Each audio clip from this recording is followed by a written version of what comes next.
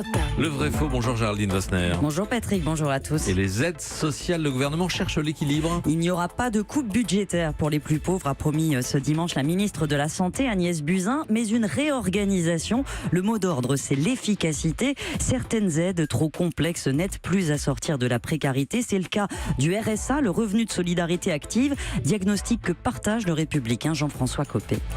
Le RSA, en moyenne, 50% de ceux qui en bénéficient, ça fait 4 ans qu'ils en bénéficient. 14% seulement des bénéficiaires de RSA par an retrouvent un boulot. Seulement 14% des bénéficiaires du RSA retrouvent du travail dans l'année, vrai ou faux? L'ordre de grandeur semble exact, même si ça reste difficile à déterminer. Monsieur Copé évoque une étude qui date un peu.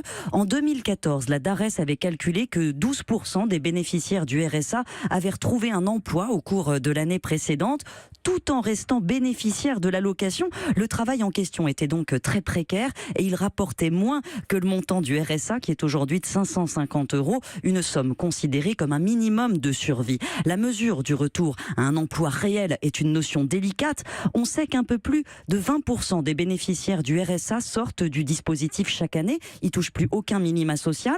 En 2017, 9% ont accédé à la prime d'activité qui a remplacé la prime pour l'emploi.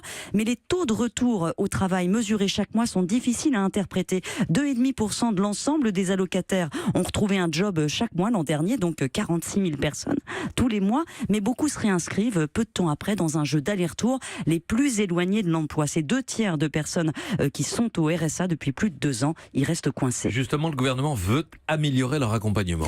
C'est essentiel, mais on se demande comment. Car le nombre d'allocataires a explosé en même temps que le chômage, les dépenses ont suivi, mais alors que l'État couvrait 90% des dépenses totales du RSA il y a 10 ans, il n'en assume plus aujourd'hui que 58%. Ces dotations sont gelées, les départements payent la différence et comme ils n'ont plus d'argent, les budgets de l'accompagnement s'effondrent. En 2009, on consacrait 14% de l'ensemble des dépenses du RSA à l'insertion. Aujourd'hui, c'est seulement 7%. Donc améliorer les choses, ça reste possible.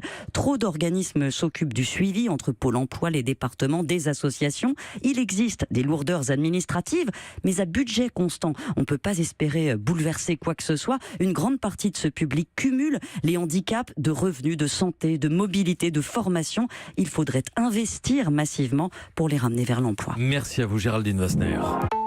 Europe.